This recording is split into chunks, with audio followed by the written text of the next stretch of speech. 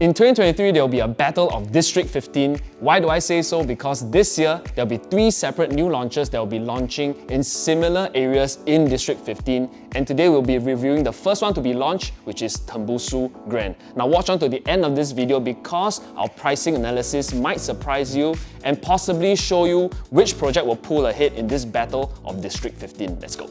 So before we get into it, as usual, we are basing our analysis based on these 5 factors: location and accessibility, development quality and facilities, competitive pricing, rental yield, and stack selection. Now let's get to it. So let's first start off with location and accessibility. Now, Tembusu Grand is along Jalan Tembusu. It's in District 15. So if you have watched our previous real reviews on Live at MB, you'll know that District 15 is a very highly sought after area to live in, right? Why? Because it is very, very close to seaside amenities and recreational places for you to enjoy family time in the weekends. Also, if you're talking about dining and dining options, shopping options, I'll show you a little bit later, there's plenty of it. It is also very close to the city, within minutes drive away to CBD area, and traditionally it's a very culturally charming area. So because it's not so densely populated around there, it makes it a very, very nice place to stay in, especially in the Marine Parade and Katong areas. Now to be specific, Tembusu Grand in terms of connectivity is about a 7 to 10 minutes walk to Tanjong Katong MRT station, which is along the Thomson East Coast Line. This will be built by 2024, and as we all know, Thomson East Coast Line is the newest MRT line to be built in Singapore. If you are talking about the number of stops to CBD area, you can see that it is 1, 2, 3, 4, 5, 6 stops to Marina Bay, and if you go 1 stop more, you are at Shenton Way in the CBD area already. So like I said, very, very close to the CBD area. In terms of expressways, you are really within minutes drive to ECP, KPE, on top is PIE as well. So very, very accessible for drivers. Now to be very specific on the amenities wise, right, there's a ton of food options around here. One of the more famous ones are places like Old Airport Road Food Centre, right? You have around here at the Parkway Parade area, you have the Marine Parade Food Centre and Market, Marine Parade Central, right? And then you have Dunman Food Centre around here, along Onan Road. So there are a lot of food choices, not only there, but along the shop houses outside of Tembusu Grand as well. And if you're talking about shopping malls, minutes drive to Paya Lebar area, where you can find SingPost, you can find Kinex Mall, you can find PLQ Mall. You're also within minutes drive, also a short cycle down to the Kallang area, which is the indoor stadium, the Kallang Leisure Park. You have your National Stadium there, as well as Goodman Arts Centre also, right? Goodman Arts Centre is over here. And if schools are a concern for you, right above Tembusu Grand, you have Tanjong Katong Girls' School. You have Tanjong Katong Primary School next to you as well. One of the more famous ones within 1 kilometer is also Kong Hwa School. And for secondary schools, you have the famous Chongqing High School Main. You have Dunman High along here as well. So there's a ton of options for you if you are looking to put your children at one of these schools around there. Next, let us look at the transformations happening around the area. Now, we have gone through this in Live at MB review as well, but just to show you again, okay? First thing we want to know is there is this Kallang River Master Plan, which will be very near to Tembusu Grand as well.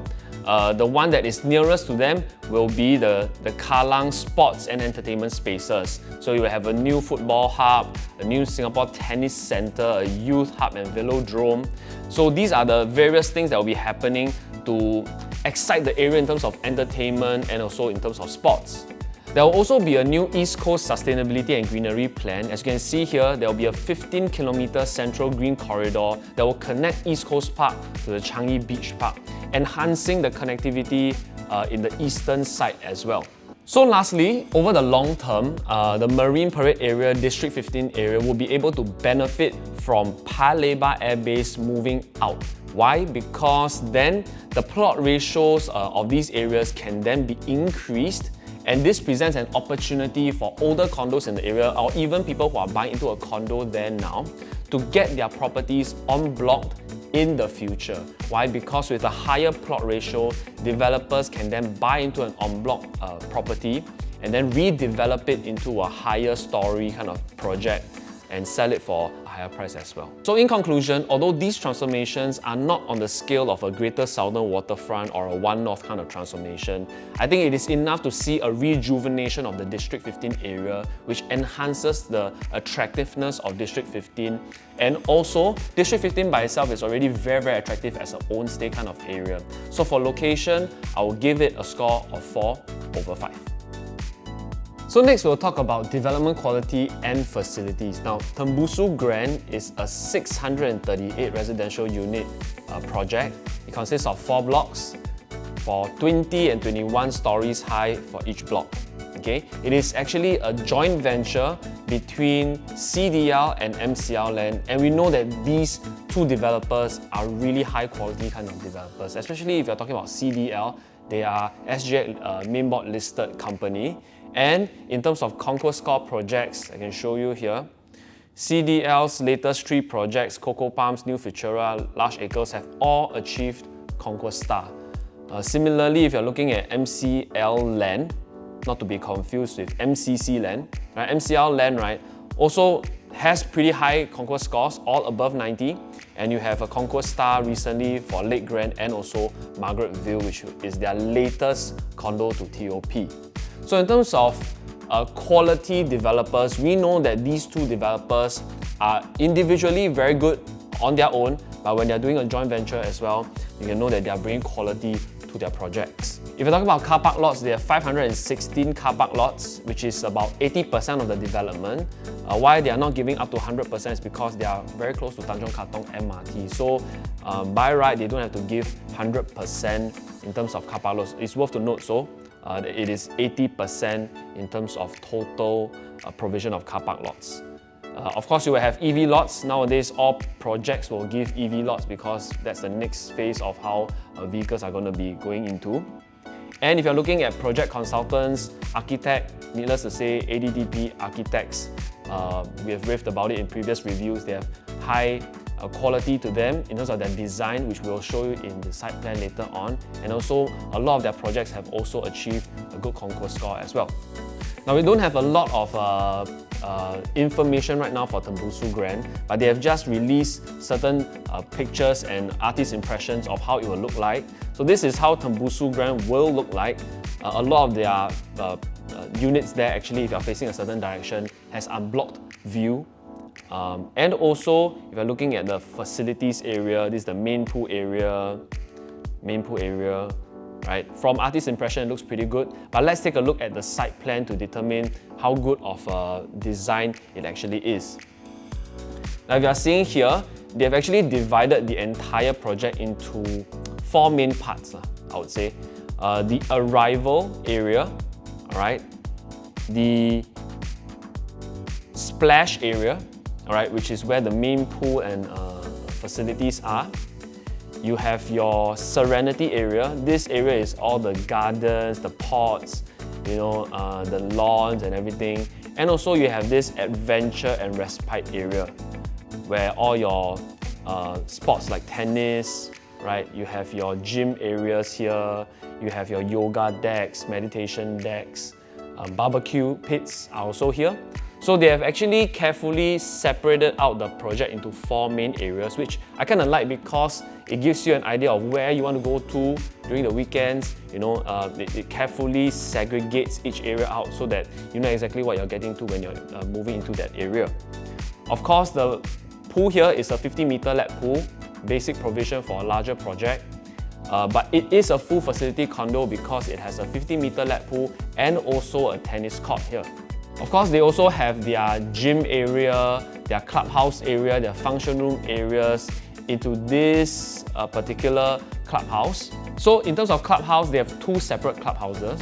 One here, They call it the Grand Club. It has your entertainment room, karaoke pot, gaming and function rooms. They also have another clubhouse over here which has all your yoga studios, your gym, right? BBQ pavilion is at this area here. It links all the way into this area, the lawn area. Of course, you will have your tennis court right beside it. So another good thing that we can find from here, right, is that you can see that there's no very visible bin center and substation here because the substation and the bin center are all at basement 1 level, right? So it doesn't protrude out of the entire facilities deck. You have your genset all the way at the corner as well. This one's on level 1. One thing I would have preferred though is that the guardhouse here, you can see that there's a guardhouse here, could have been moved inwards, right? So that it doesn't cause a jam along the Jalan Tembusu. But it's a very, very small point. And in conclusion, because this layout or this land plot size is a very squarish kind of layout, it's very easy to design, easy to make it efficient for the architect as well. Now, one thing worth noting is that this project is going to go for the BCA Green Mark Platinum. So one thing that's worth noting about this project is that it is eventually going to achieve the BCA Green Mark Platinum. Why? Because the entire project is designed with energy efficiency in mind. Things like lush greenery in the landscaping areas. The unit design itself is designed with true cross ventilation also. Energy efficiency in terms of the equipment they're going to be using, like Phytix in terms of the air conditioning. You have lift cars that are using energy efficient methods and monitoring. So we've also EV chargers as well in the project. I think it's a very good thing that they are achieving this in terms of BCA Green Mark Platinum. It will also add to the value of the project in the future when you want to sell. In terms of provisions, they are giving very good quality provisions. For the hot zones, you have the Miele brand, for the cooker hood and hob, so on and so forth. The fridge is Liebherr. Washer dryer is Smack brand. And for the 4-room, 5-room and the penthouses, you have even an integrated dishwasher. Sanitary fittings, you have Hans Grohe and Geberit. So the provisions in this whole project are really, really good. In conclusion, CDL and MCL are very, very experienced and good quality developers, along with good design for the entire project and also energy efficiency for the entire project. For the score of development quality and facilities, I'll give it a 4.5/5. Oh, but wait. Before we go on, please subscribe to the channel. Right, click here to subscribe and you'll help our channel a lot. Now let's get into it. Now next we talk about competitive pricing. If we were to look at the land sale for Tembusu Grand, the estimated break-even cost for it is at 2,059 per square feet per plot ratio, which means that if we were to assume a 25% to 30% kind of profit margin for the developer, we are expecting the launch price to be between 2,005 to 2,007 per square feet. They haven't given an actual, at the time of filming, they haven't given an actual estimation of the price that they're going to be launching at. We will update it if we get news by then, but at current, we are estimating at 2005, 2007. Now, is this a good price? We have to compare with recent projects that were built recently to make it a fair comparison. So you can see Neon, Mayor House, Amber 45 has a bit more transactions, so we'll look at these projects. If we were to look at the 3 projects that we mentioned, Neon is currently transacting at 2003 to 2005, Mayor House at 2005 to 2007 or 2008, Amber 45 is transacting at 2005 to 2006 as well, right? So if we were to compare prices for projects that were built in 2020 to 2022, for a freehold project, they are commanding between 2005 to about 2008. Now, taking into account that Jalan Tembusu is a 99-year leasehold project, we have to now scale it down to a 99-year leasehold price. As mentioned before, freehold usually has a 10 to 15% premium over a 99-year leasehold, which means for a 2020 to 2022 built project, a 99-year leasehold would cost roughly about 2,002 to 2,005 per square foot in terms of its pricing. But Jalan Tembusu will actually be built in 2027, which makes it 5 to 7 years younger than Neon, Mere House or Amber 45. This means that Jalan Tembusu will actually be at a 200 to 300 per square foot premium above the other comparable projects in the area, which personally I find is a fair premium to ask for a much younger project in Jalan Tembusu. And this is especially so if you compare with Coastline Residences, which hasn't TOP yet, will be slightly older than Jalan Tembusu, but is already commanding at 2006 to as high as 3001 in terms of its pricing. Of course, Coastline Residences is freehold as well, so definitely there's a premium to it. However, some people may argue that the above projects are not a fair comparison because they are very small projects. Like Neon is 92 units only, Mere House is only 56 units, and of course Mere House, everybody knows that they are very big size units. And Amber 45 is only 139 units, whereby we have more than 600 units in Tembusu Grand. So let's compare with a bigger size competitor in the area. Now, first comparison is of course Live at MB, right? Live at MB is 298 units, definitely bigger than the other three projects, and it is now already commanding 2004 to as high as 2008 per square feet in terms of its pricing. So 2004 to 2008. If you were to compare Live at MB and Tembusu Grand, I think you can argue even that Tembusu Grand is in a better location, slightly better location than Live at MB, and it is at a very comparable pricing. It will be also slightly younger since Tembusu Grand is a newer project. So if Live at MB is already transacting at 2004 to 2008, Tembusu Grand at 2005 to 2008 seems like a very compelling price. However, if you remember our last review on Live at MB, we also compared it to another project which I personally really like, which is Amber Park. Now, Amber Park is 592 units, and if you look at its location, Amber Park is right at Tanjong Katong MRT, right beside. So it is at an even more desirable area than Tembusu Grand, slightly better. Closer to amenities as well in terms of East Coast Park area. So like I mentioned, Amber Park, large project, I really like that project. And if you were to compare the pricing, Amber Park pricing is currently selling at, for freehold property, between 2004 to 2008 as well. So at current pricing, Amber Park has still not yet completed, freehold, much more desirable area, and it is only commanding 2004 to 2008, which is similar pricing to Tembusu Grand. So I would think Tembusu Grand, the only competition that is already being launched currently is Amber Park, right? The rest kind of pales in comparison, but Amber Park is a very strong competitor for Tembusu Grand. If I were to have a choice, I would definitely make a purchase of Amber Park rather than Tembusu Grand, but Amber Park is already almost fully sold unless you're going for a 5-bedder, which is more than $5 million. And if you don't have that budget, I think your next best option right now will be Tembusu Grand. Now, if you have been following our reviews and also our real talk, you would know that personally, when we have done the research, bigger sized projects are usually better in terms of capital gain potential than smaller kind of boutique condos. Basically, without going too much into it, you have more transaction volume, there's better chance of prices through buying and selling to get higher and higher in terms of prices.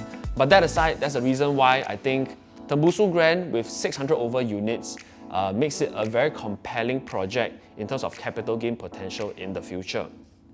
Now, comparing Tembusu Grand also with the next few launches, like I said, this will be a District 15 battle because there is still Diamond Grand to be launched and also the Condominium.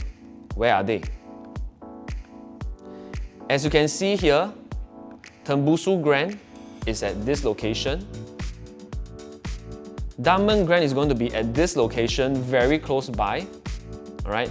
And the Condominium will be at Tembusu Avenue. So this will be a triangle of launches, which is why I call it the District 15 battle, right, in 2023. They are very close to each other, so they will be very closely compared to each other eventually when all three are launched. Now, to compare this, let's take a look at their land sales. So we already know that Tembusu Grand land cost is at 2,059 per square feet. This is the reason why I said the launch price should be between 2005 to 2007. But Diamond Grand break-even price is at 2,120 per square feet, which makes it a launch price of roughly 2006 to 2008 per square feet, slightly more expensive. But you can see here that Diamond Grand is slightly closer to MRT. It will be a bigger project, so more facilities as well. So some may argue that Diamond Grand is at a slightly better location. And of course, we cannot forget Tembusu Avenue. So if you look at Tembusu Avenue, which is the Condominium, this project has a break-even price of 2,300 per square feet, making it a launch price of roughly 2,008 to 3,000 per square foot.